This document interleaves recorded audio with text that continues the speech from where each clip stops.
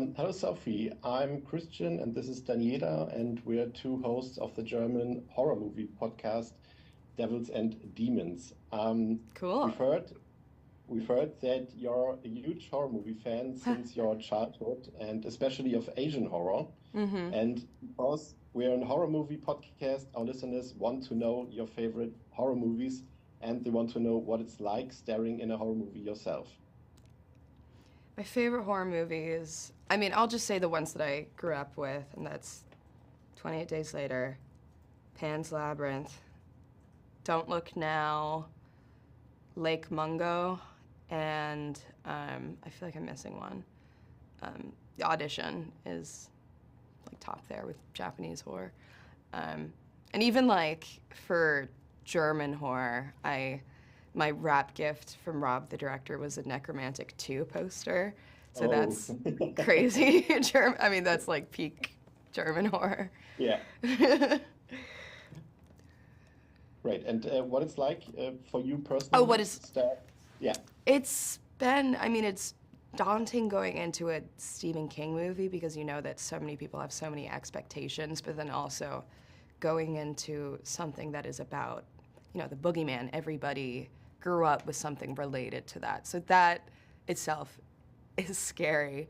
But knowing that it's Stephen King and knowing that he's such a talented storyteller also gave me some confidence in knowing that he was like very happy with like me getting cast. He liked Yellowjackets. That all felt like it was going well and gave me confidence, I think.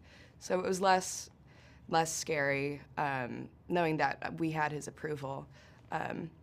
But everyone's just really supportive. I feel like it's a lot more emotionally and physically draining than I ever thought it would be. I'm used to doing genre stuff, but when you're working every day for like 12 hours, it takes a toll, and you just have to get really good at, not taking the character home and like bringing family with you and such. Yeah, that's understandable. So, can you tell us a bit about the differences between shooting a movie compared to shooting a TV series? You mentioned Yellow Jackets just before, and also we've seen you in Boba Fett lately. So, Oh yeah. what's your biggest differences? What would you say? It was interesting because with these TV shows, it was also during COVID time. It's still, but it was very like there was always masks. I feel like I didn't really get to know people, and there was a level of separation. TV is just very different, and TV is so elevated now and so incredible, and there's so much to explore within TV now that we're in a different place right now, and it's very exciting. But it still feels like I felt very lucky to do this movie and have a couple of weeks before to do rehearsals, because that would never we just don't have the time with TV because we're shooting 10 hours, like 10-hour movie. Like it's a lot. It's a lot more content, is to say. So that's kind of but then also like the nice thing about movies is that you get to live in that character for like a month or two. And Natalie is just gonna, kind of live in me for the next couple years for however many seasons that's gonna be. So.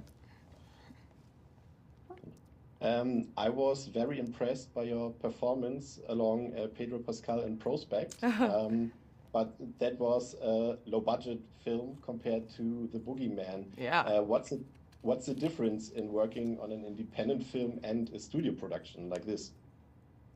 There's more pressure. There's more. It's just less practical effects. That's kind of it. I think the most important thing going into any film is like creating that family dynamic and that comfortability and that openness on set. And I had that for both experiences. But for this movie, it wasn't, there was some green screen, but even for the Boogeyman, it's like with Prospect, it would have all been practical effects. It felt Yeah. like Prospect was maybe more immersive because we actually shot in the wilderness and didn't have the luxury of like building a sound stage.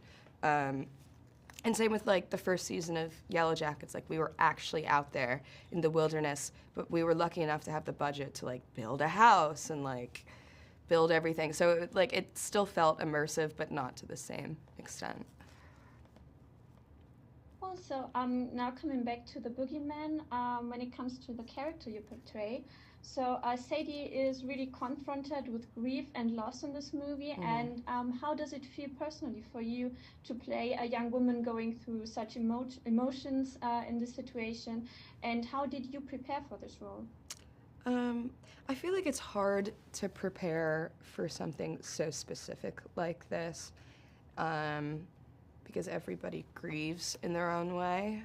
But I think I was very, when I first talked to Rob, the director, I was very adamant on just watching movies. He sent me like this podcast, just like get in the headspace. Music is really the biggest tool that I use because it's the most, it feels the most vulnerable, it feels the most accessible for me to like get there with my emotions. And just because music is just number one to me, it helps the most.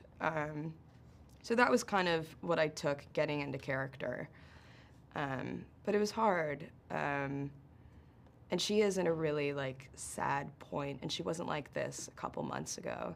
And it's just about like figuring out how she carries herself, like what she wears, and like how she probably hasn't changed her sweatshirt in like a week or something. It's kind of like, but it reminded me of like the beginning of COVID. Because a lot of people can relate to that, the headspace that we were in, where we were just all like wearing the, like we couldn't even get out of bed. Like it was that kind of headspace. Exactly. So we really liked the connection between the two sisters in the movie.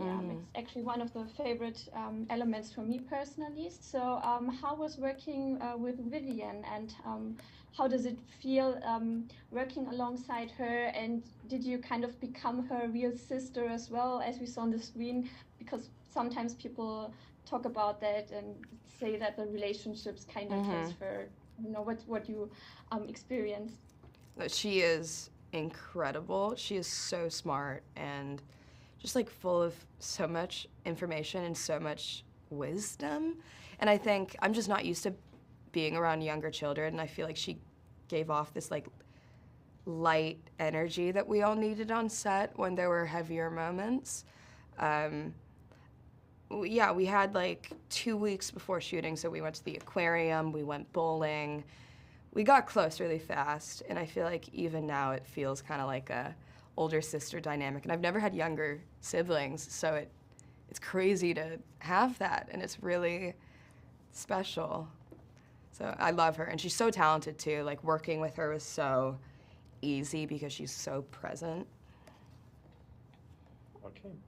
Thank you so much for your time. Thank it was you. a real pleasure for us. Thank you, Sophie. Thanks. Good luck with the movie. Yeah. Thank you. Thank you. Bye. Let's cut Bye. there.